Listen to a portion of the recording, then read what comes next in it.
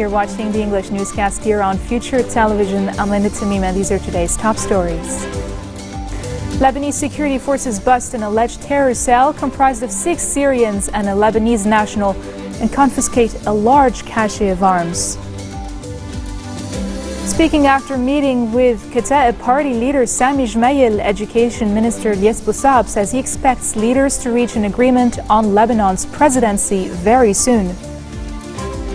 And rebel-held areas of Aleppo are hit by a new wave of intense aerial bombardment as Syrian President Bashar al-Assad vows to clean the city from what he calls terrorists. Lebanese security forces busted an alleged terror cell and confiscated a large cache of arms. General Security says members of the cell, which was comprised of 6 Syrians and a Lebanese national, are suspected of working at the behest of extremist organizations in Lebanon. A General Security unit raided the house of the Lebanese suspect and seized a warehouse that contains a large quantity of arms, grenades and detonators. The unit also confiscated a drone along with a booby-trapped car that had a secret compartment used to smuggle arms. It is not clear when the terror cell was apprehended, but the directorate said investigations are ongoing. The suspects allegedly confessed to their charges. Education Minister Ilyes Boussab says he expects leaders to reach an agreement on Lebanon's presidency soon, adding that it remains in the hands of the Future movement to endorse MP Michel Aoun. Speaking at a joint news conference with Kataib party leader Sami Jmail in the latter's Bikfaya residence, Boussab said, quote, "We have informed the Kataib party on what we have reached and we discussed what measures will be taken in the following days." As part of the Free Patriotic Movement's recent round of talks with the country's leaders, Boussab was heading a party delegation that met with Jmail. Meanwhile, Jmail said that while political issues between Kataib and the FPM remain, they're open to supporting FPM party founder Michel Aoun, Marada movement leader Sleiman Frangieh, or even a third candidate for the presidency. Boussab said his party was aiming to reach an agreement with all of Lebanon's political groups and is against any conditions being imposed on the future president. Progressive Socialist Party leader MP Walid Jumblat says electing any Lebanese president and avoiding preconditions is better than continuing with the current political stalemate.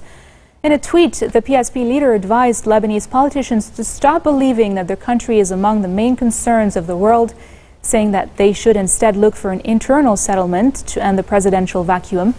Jumblat emphasized his belief that no party in Lebanon, including Hezbollah, could handle the dangers of this political void any longer. He also warned of the effect this crisis could have on the country's financial and economic situation, recommending that the government meet with Central Bank Governor Riyad Salameh to understand the current situation more thoroughly.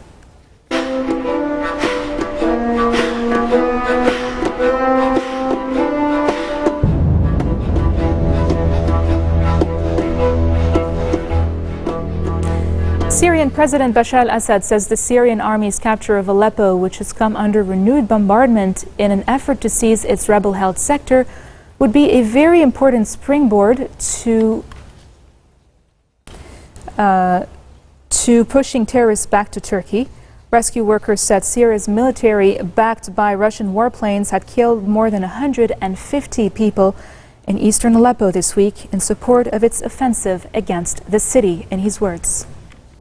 You cannot cut, you have to clean, you have to keep cleaning this area and to push the terrorists to Turkey, to go back to where they come from, or to kill them. There's no other options. So, but Aleppo is going to be very important springboard to do this move. I would say what we have now, what we've been seeing recently during the last few weeks and maybe few months, is something like a more than Cold War, less than war, a full-blown war. I don't know what to call it, but it's not something that has existed recently, because I don't think that the West, and especially the United States, has stopped their Cold War even after the collapse of the Soviet Union. If we start from today, it's invasion. This incursion is invasion, whether a small part or a large part of the Syrian territory is invasion against international law, against the moral, against the sovereignty of Syria. Newly appointed United Nations Secretary General Antonio Guterres says he will do his best to serve the cause of peace for the Syrian people. Guterres made the remarks at a press conference at the UN headquarters after his appointment as the new UN boss earlier in the day. I feel a deep solidarity in relation to the Syrian people. I was High Commissioner for Refugees when the Syrians have opened their borders, the doors of their houses and their hearts to millions of refugees coming from Iraq, not to mention the Palestinian refugees that enjoyed in Syria always the highest level of rights in the region. And to see the Syrian people suffering so much, it's something that absolutely breaks my heart. So what I can say is that I'll do my best to serve the cause of peace for the Syrian people. But now there is a Secretary General of the United Nations working for it, and I also witness the fact that the countries that are key stakeholders in this process will be meeting again to try to move ahead with the peace process. I can only wish that they will be successful, because it is a moral obligation of us all to stop the suffering of the Syrian people. What was said about Syria is true for Yemen, is true for South Sudan, and so many other crises in the world. And I will be doing my best during these 2.5 months to prepare myself in order to be able to, recognizing the difficulties, the problems, the divisions, but to act as a convener, an honest broker, someone trying to bring people together and make people understand that whatever divisions might exist, now it's more important to unite, because the risks for those countries, for the suffering of those peoples, but the risks for the international community and for collective security are such that it's high time to fight for peace. Coming up next, suspected Islamic militants attack an army checkpoint in Egypt's Sinai Peninsula. More details after the break.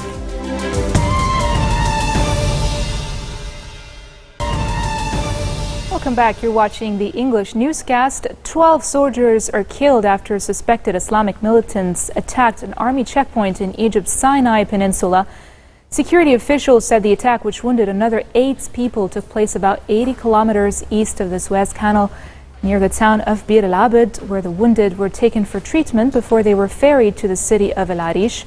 The officials said a gun battle erupted after the militants opened fire on the checkpoint with light arms and heavy machine guns.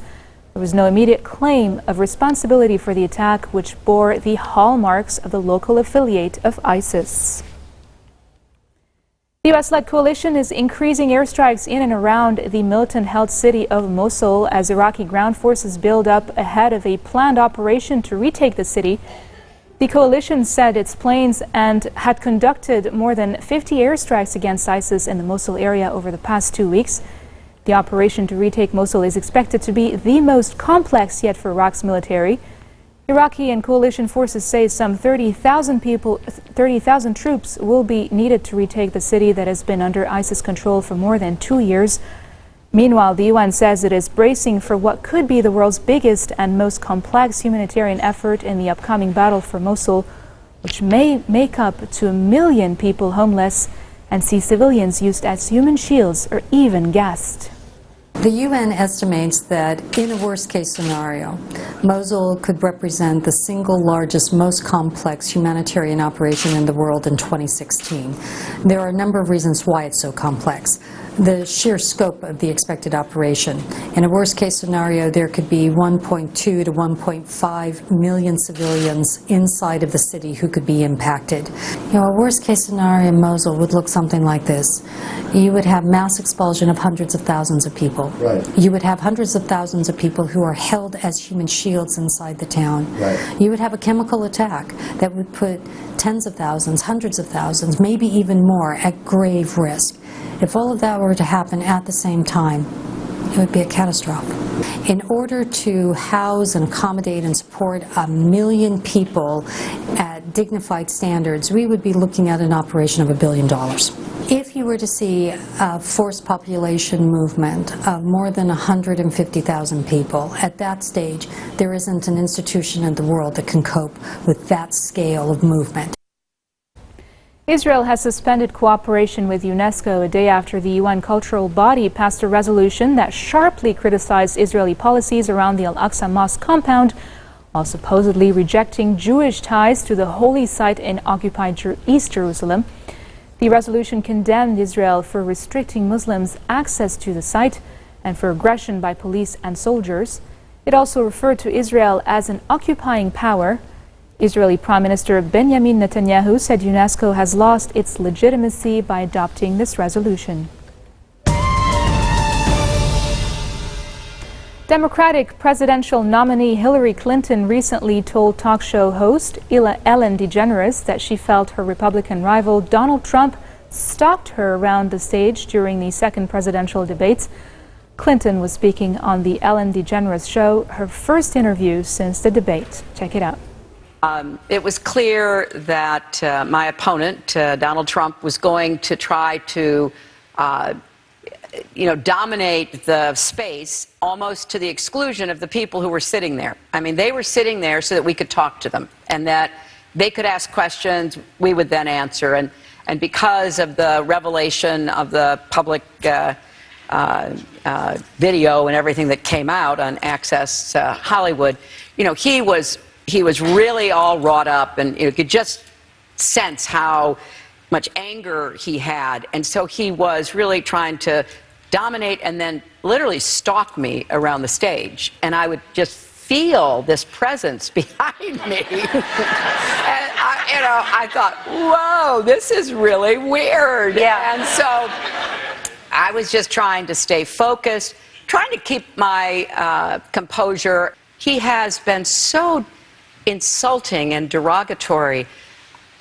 And I celebrate our diversity. I mean, I'm proud of so many things about our country, but one is clearly that we lift each other up, we don't put each other down. We show respect for each other. And that's what I want to try to ask people to do in these closing days of this campaign. Let's show some kindness and respect toward each other, and let's really repudiate the meanness, the divisiveness, the bigotry, the bullying we've seen from the other side. You are. And you're right, it is my birthday, and just think of it this way, I will be the youngest woman ever elected president of the United States. Yes, you will. Yes, you will. That's right. That's right. I cannot wait. I have high hopes, and I trust in the good people of this country to make the right decision.